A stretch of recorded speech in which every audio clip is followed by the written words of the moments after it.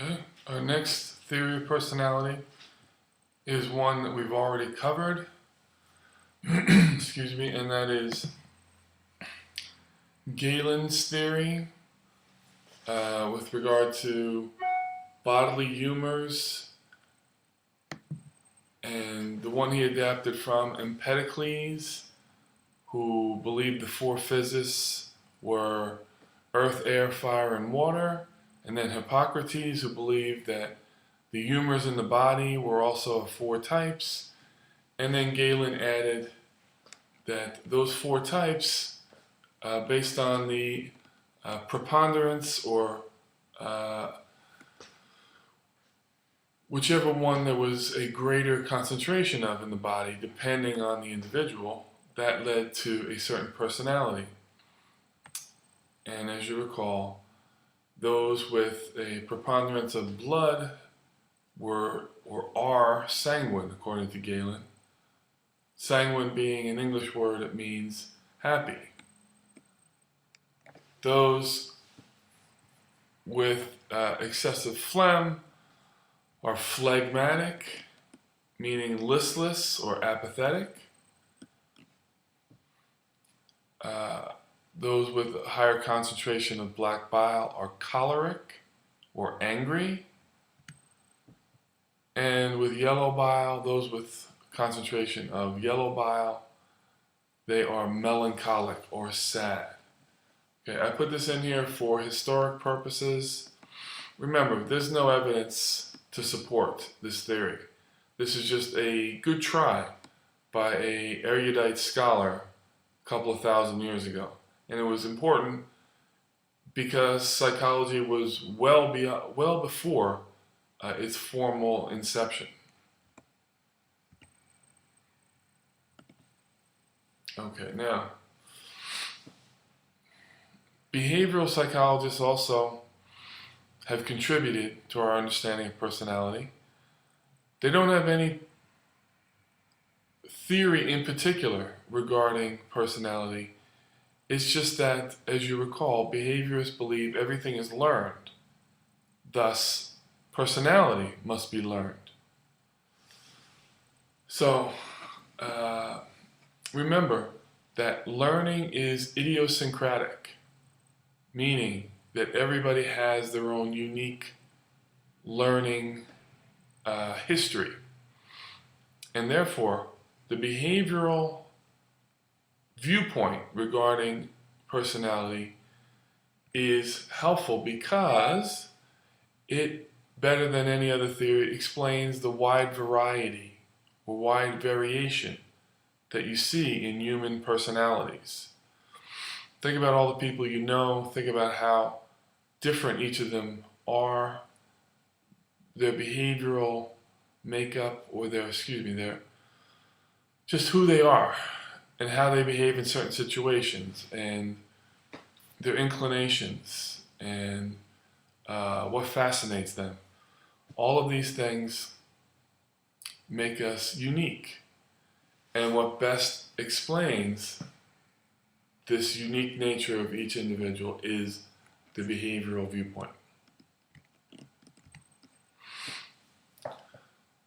Social cognitive theorists,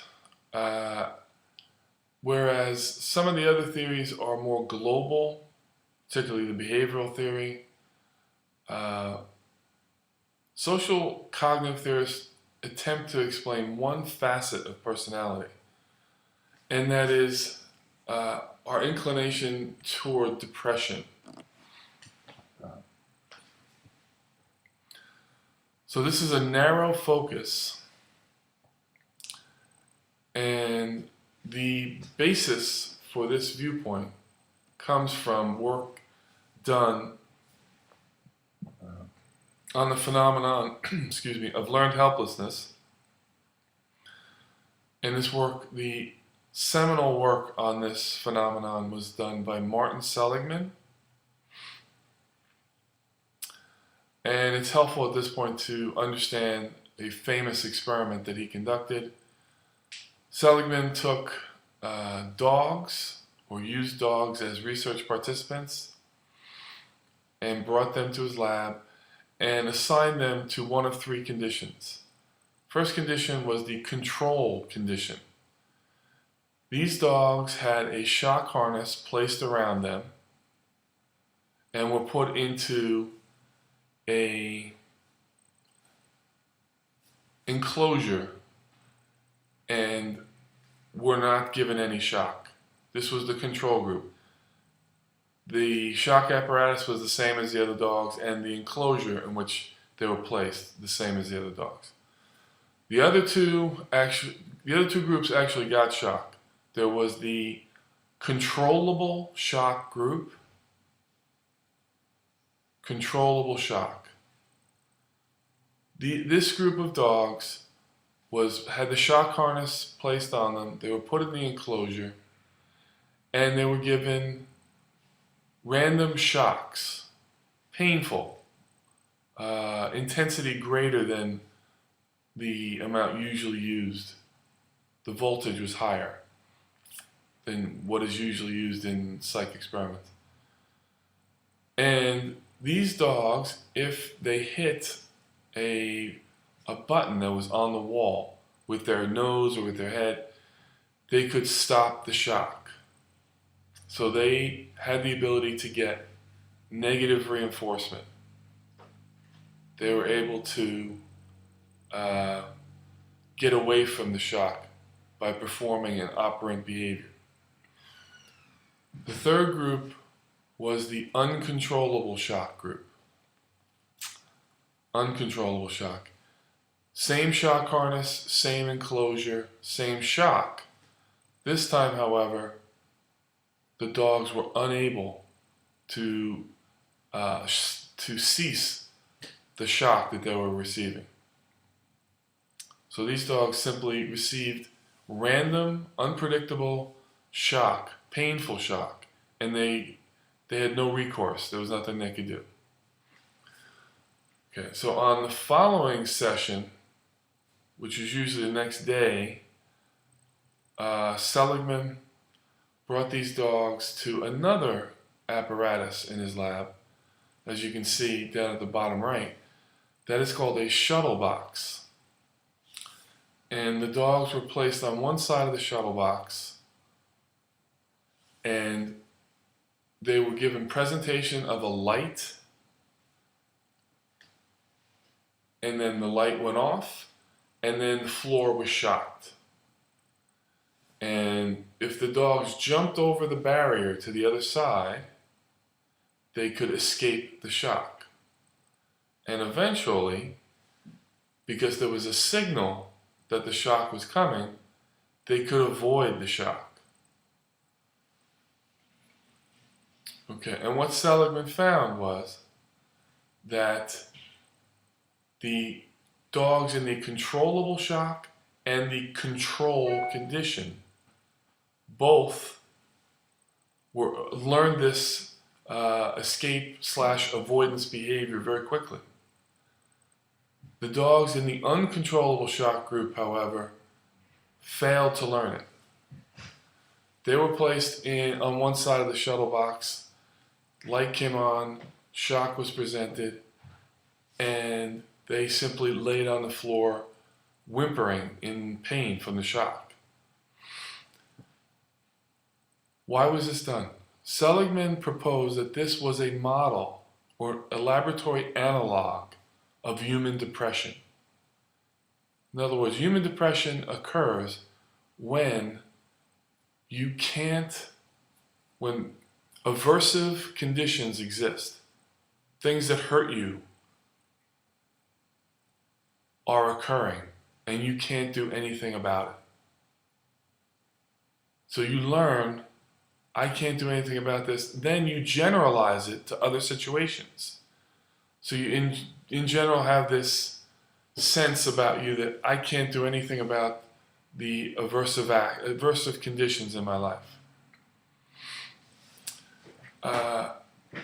This is also used as the basis for cognitive therapy, cognitive behavioral therapy, because Seligman went in, or his lab assistants went in, and when those uncontrollable shock dogs were being shocked in the shuttle box, What they did was they picked them up, placed them on the other side of the shuttle box to where there was no shock. Then, when the light went on the other side and they were shocked, the lab assistants picked up the dogs and put them on the other side. And they did that several times. And guess what happens? The dogs learn that, oh, I can do something. There is a way to get away from this painful stimulus.